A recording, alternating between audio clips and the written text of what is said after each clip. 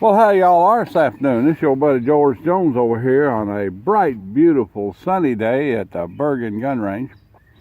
Figured I'd try to get over here and get me some videos in before it decided to start raining again. So I've got a new gun today that comes to us compliments of Apache Armaments over in Lebanon, Kentucky. This is the Wather PPQ. The PPQ has been around for about a year, maybe a little longer. It's a German-made, service defensive type handgun. I've looked at it quite a bit. It's got some features to it that's pretty nice, and we test fired it a little while ago just to make sure it didn't blow up. As you know, I don't like for guns to blow up on camera. Like one or two of them they have. This is made by Wather. It says it's made in Germany. Wather Arms, Fort Smith, Arkansas is the importer.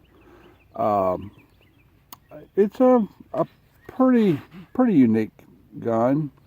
Everybody knows I'm not a big fan of the polymer handgun, even though I've got one or two that I've found that actually satisfied me.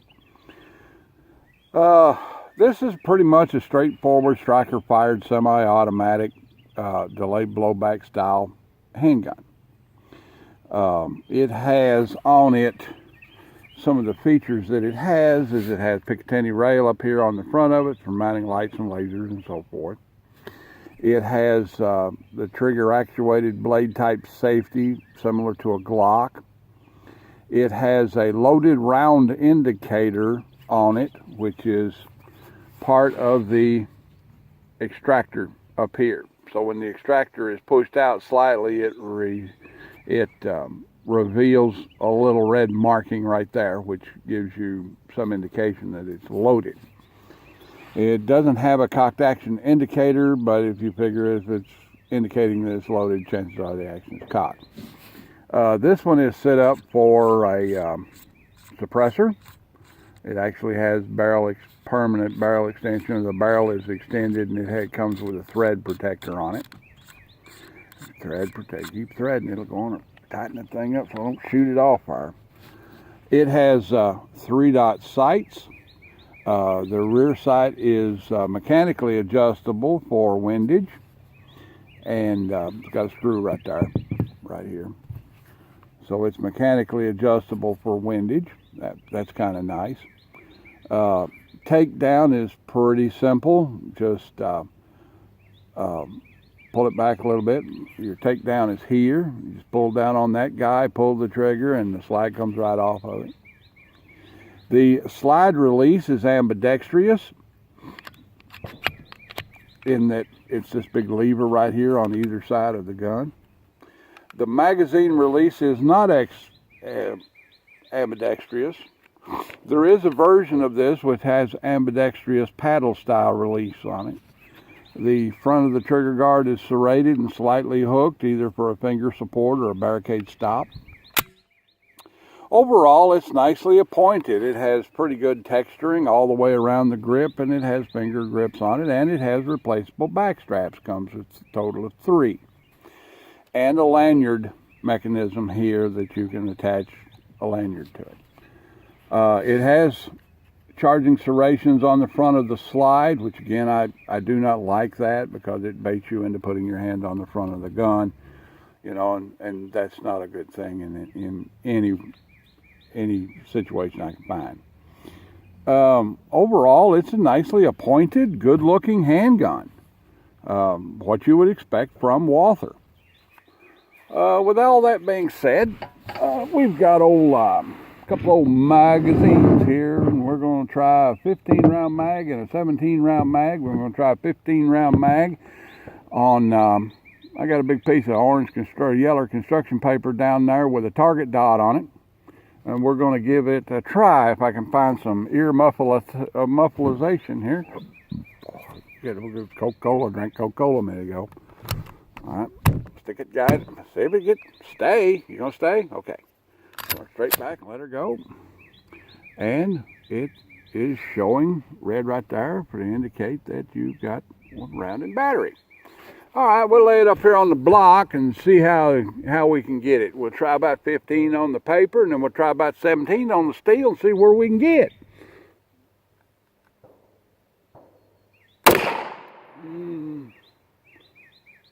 Very short, crisp reset. And as usual, I'm shooting it to the left.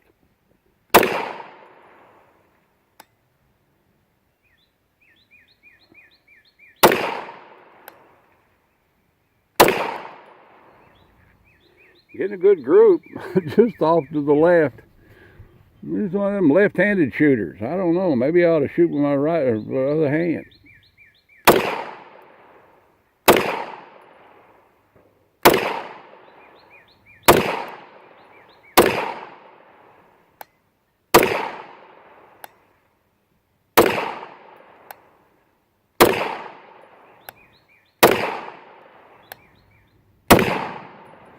All right, that's not bad. Magazine drops clean. Very nicely made magazine. It's got reinforcement ribs in it, and it is a PPQ marked magazine. PPQ M series, caliber 9mm Wather. Witness holes, and they're numbered. Okay, let's go over the 17. This gun is called the Navy model. I'm not sure who's Navy, but it is called the Navy model. Well, let's see if we can't hit the old steel silhouette down there one time, or 15 or 16. And that's a yes. And that's a yes. The burn going on now. Let's try for a little pyramid-shaped target, hard to hit. And it's hard to hit. There we go. 10-inch steel plate. Yep. Other 10-inch steel plate. There we go. 6-inch steel disc. There we go. It shoots pretty good, or I shoot it pretty good. It typically shoots better than I do. Most of these guns shoot better than I do. It's a good shooter. Got a short, crisp reset on it. The trigger initially is a little stiff, but when it fires, it resets very short. We're talking about 1/8 of an inch or less. Very nice handling gun, very nice shooting gun. Ergonomically, it's nice. It takes the recoil impulse is absorbed very nicely by the frame and doesn't transfer much into your hand. It's got good heel support back here, good arch in it, so it's pretty acceptable. It's an outstanding gun. This gun comes to us compliments of Apache Armaments, and I believe they have these in stock. It's in the $425 to $465 price range at retail. You know, if you like something like this, it's not a Glock or not an XD, something that's a little bit different, this would be a very acceptable gun. Well, all right then, that's about the size of it for 8. I got this new gun. Like, take, share, pie, commentate, and subscribe. If you take a notion, you want to leave me $1 in the Patreon bucket on the way out the door, that'd be great. And I'll be out there hunting around trying to find you something else. All right then, we'll see y'all.